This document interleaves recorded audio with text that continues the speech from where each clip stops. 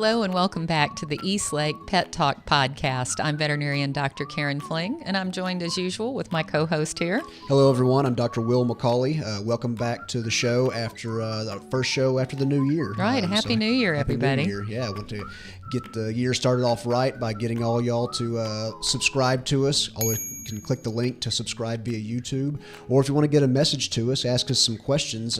We actually do have a dedicated phone line now. That number is 972-808-6038. Give us a call, leave us a voicemail, let us know what topics you'd like to talk about, or if you have any questions for us, we'll do our best to address them on the air. Right, and then they can also email us too. How should they do that? Go to or send us an email at podcast@welovepets.net.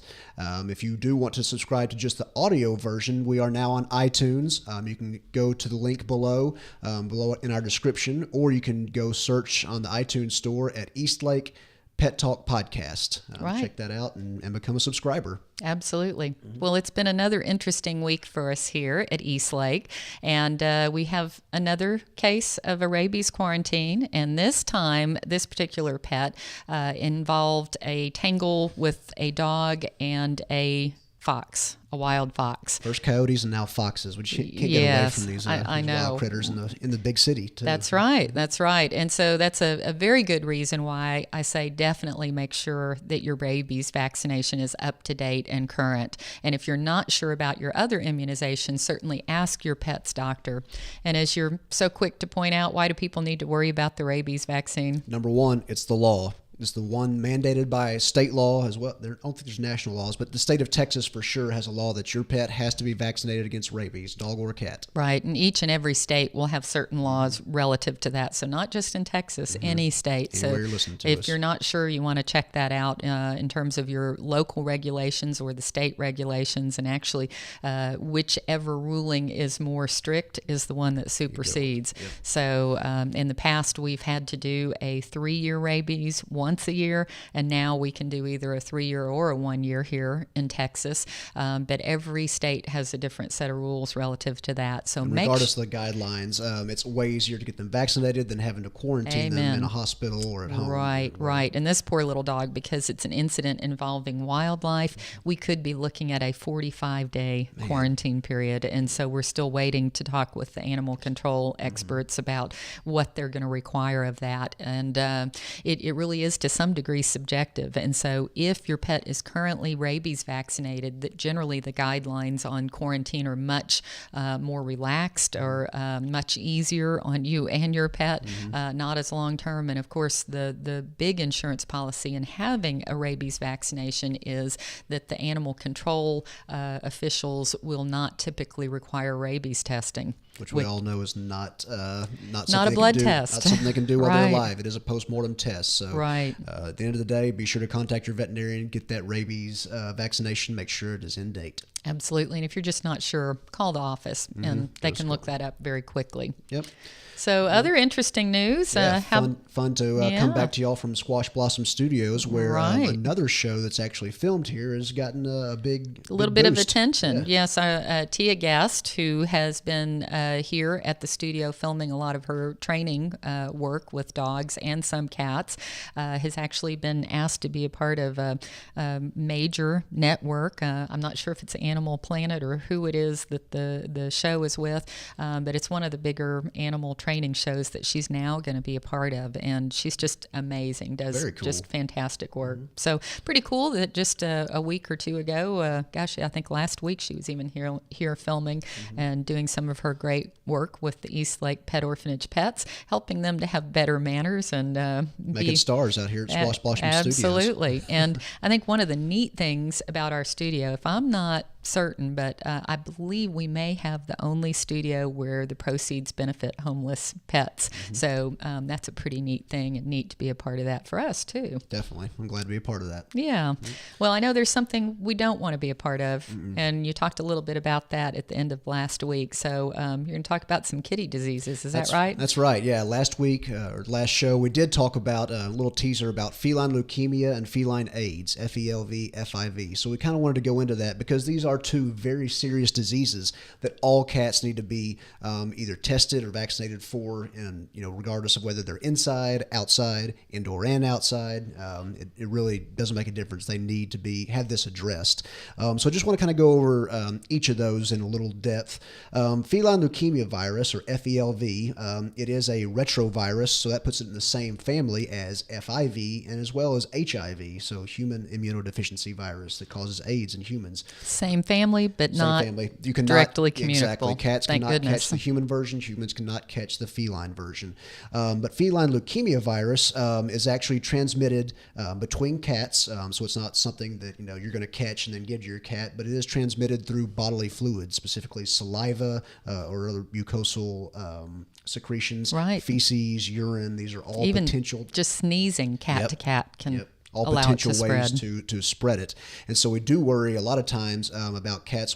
Sometimes I've heard this called the friendly cat disease, because cats that will come up and groom other cats or, are willing to share food bowls and everything, they actually can pass this between each other very easily. And I've even known of cases where cat to cat, presumably through a window screen, the virus is spread, probably either sneezing or licking through the screen. So even indoor cats can be at risk. Yeah. So the big thing about this, of course, prevention, but I would like to tell you, a little bit about the things that it causes. So the thing to remember about both FeLV and FIV is that it can look like anything. So a lot of the problems we see aren't due to the actual virus itself, but the consequences thereof.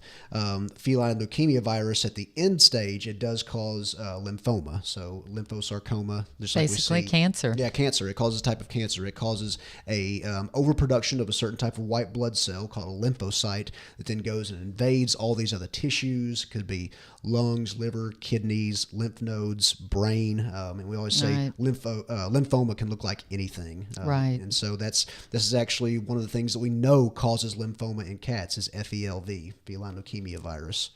And so I would say that it is one of the big ones to worry about, and of course, as always, way easier to prevent than to treat. Right, and certainly vaccine is how you can look to prevent the feline leukemia virus, and so that's a wonderful news for cat owners. But what if somebody's been doing the vaccine? Do they need to worry about it? Do they still need to be tested? Absolutely, they still need to be tested. I think we were saying that the American Association of Feline Practitioners recommends testing yearly for FeLV, FIV. Right. So a big thing is, if they do test positive, we always want to check and test again, because there are certain examples or certain times where this can get a false positive result. We are testing for what's called an antigen in FeLV. So we're actually looking for proteins or particles of the virus existing there. And you can imagine viruses can resemble one another, and so we might get this kind of cross reaction that causes a false positive. Right, and I've understood that there is a mouse antigen cross-reactive sort of protein that can give you a false positive. So there are some confirmatory tests to rule it in or rule it out to give you a better idea whether that truly is a true positive or a false positive, and it's best to know. The first thing to do, though, is to get that initial test that your veterinarian, any veterinarian, can perform. They're really quick, really simple, just a simple blood test. Just do it right there in office. A little scanning test, absolutely. And so we definitely recommend that you get in to see your veterinarian at least once a year, if not more often, and while they're there, have them tested for FeLV, FIV. Right. Yep. And then what about FIV? What do pet owners need to worry about in terms of transmission with that? So FIV, or it's called feline AIDS, it's also a retrovirus placed in the exact same family as FeLV and HIV. So this is transmitted via contamination of blood. It can be some other products, but normally we see this as, we call this the mean cat disease, because we see this a lot in feral cats, these toms that live out in the alley. They get in fights and scruffles. Bite wounds is the big way to transmit this one. Not so much the sneeze. We don't think of it so much as a sneezing or a grooming or saliva. Yeah, it's much lesser common means of transmission. Not 100% bite wound and blood, but much more likely that way. Yes. And so we do test for this one as well. When we test for this one, we're actually testing for not the antigen, but the antibody. And so what we see then, it gets kind of complicated, but when we test it, we have to differentiate whether we think this cat has the disease or has it been vaccinated for the disease. Right. That's why it's so important to keep those vaccine records of what your cat has been vaccinated for, because if they come up positive on this test, it could mean they've been vaccinated for it before, or they may actually have the disease. And without those records, we don't know. Right, Yep, right. And of course, maternal antibodies sometimes can give you Mm-hmm. false positives. And just like with the feline leukemia, the FeLV does have a confirmatory test that you can also do. It's something called a Western blot test. And then the type of test for the feline leukemia that's more the confirmatory is called the immunofluorescent antibody. So if you have questions about any of this, definitely consult with your pet's veterinarian, and they can guide you as to what testing is the best. But generally, we just start with that simple testing SNAP right test. in the office. And even if you do get a positive on the FIV, I always tell pet owners, don't panic. It's not the end of the world. A lot of times with the FIV positive cats, sometimes if you're just ultra aware and on the ball in terms of being cognizant of any secondary infections to where you can treat with antibiotics early on for the secondary infections that the kitty is susceptible to due to the virus's weakening of the immune system. That brings up a great point. Exactly Yeah. what causes it. It Right. acts exactly like human AIDS. It goes in and it kills off the white blood cells, the T lymphocytes that are responsible for fighting off other bacterial infections. invaders, And so right. that's what we see with cats that come in with FIV in this last stage. They're just really susceptible to infections that they may be able to fight off otherwise. If Right. their immune system has taken such a huge hit from this virus that we have to load them up with a lot of antibiotics, have to treat them with IV fluids to rehydrate them. Right. And it's not curable. It's not a curable disease, just like human AIDS is not. But sometimes if you catch one of those secondary infections early on, we Can can be treat managed, supportively and we can manage. I've known a number of FIV positive cats that have lived out normal lifetimes inside of a house and just happy and well. I just said that it's not a death sentence in terms of, this cat has FIV, we might as well put it down because Right. it's going to die in a And week. veterinarians used to think They that. used to, there's actually several articles, even on the AVMA's website, that said there wasn't an agreement to it. But in my opinion, if we can control the signs of it, why not keep that cat around, have him or her have a good quality of life? Right. There's no need to jump to that. And I've even known people that have had FIV positive cats that they've taken in and not known they were positive at the point of taking them in with their other kitties in a household that were negative status. And I've had several people say, gosh, we made a commitment to this cat. We've taken him in. We're attached to him. And we're going to face whatever's ahead of us. And because generally speaking, indoor kitties don't have scrapping and biting incidences. That is, if everybody's spayed and neutered. Usually it's not as much of a problem. But I've known several people that have had mixed households with positive viral status, or at least FIV positive kitties in the same household. Yeah, so it can be done, but involve your pet's veterinarian if you do have a situation like this for the best possible guidance. And as always, early detection really allows for a much, much better outcome. Early detection and vaccination. Absolutely. That's the way to go. Absolutely. Well, I've got Sandy on my brain. I love Sandy news. Sandy Yeah. and her 10 puppies. And we're going to kind of hopefully be able to clip to a little video of her here, or actually of her puppies here. And they are just growing and really doing well. Just romping around, love the fresh air, love being outside. And they're 5 weeks old now. It's so hard to believe we're already to that point. And in another week's time, they're going to be ready to go to their new home. New forever homes. Yeah, new forever homes. So with going through all of this with Sandy and her babies, I've got to tell you, I've got potty training on my brain. Yeah, times 10, right? Yeah. Times 10, that's for sure. And fortunately, Sandy's the perfect mom in that regard, so I think she'll set a great example for the puppies. But as we think about potty training the puppies, the way I like to think about potty training is to remember the 4 S's. And the number 1 S in my book is schedule. And I always tell people that as you're trying to potty train puppies, develop a schedule, and just know that anytime they play, anytime they eat, anytime they drink, just within about 10 minutes after that, they're going to be ready to go to the bathroom. Like they're going clockwork. like clockwork. And when they wake up from sleeping, and that's probably the number 1 thing to remember. And even in the morning, things before you take care of your own business. It's time to take those puppies out, because they will be ready to go as soon as they hear any activity or motion or excitement in the house. So number one is definitely schedule. And then number two, my second S, is same. And what I mean by same is that I like to think about going outside, going to that potty break in the same sort of way. I like to use the same doorway. If you have a routine like ringing a bell that you want to teach your dog, ring that bell, do that bell every time. You can hang a little bell off the doorknob of the door, ring that bell, and then go out to the same area in the yard or the same place where you want that puppy to learn to eliminate. So it could be in the mulch in the flower bed, it could be in the remote corner of the yard, wherever it is that you and your puppy can kind of decide together, the same spot, make it the same. And then the next thing, my third S, is sweet talk. And that is what you need to do when they are starting to even sniff and circle and do that pre-elimination behavior. But you want to sweet talk softly and quietly in the initial stages when that puppy is starting to do pre-elimination behavior. Not too much, not too much. Don't get them too excited. Yeah, you don't want to break the train of thought and start playtime when it should be potty time.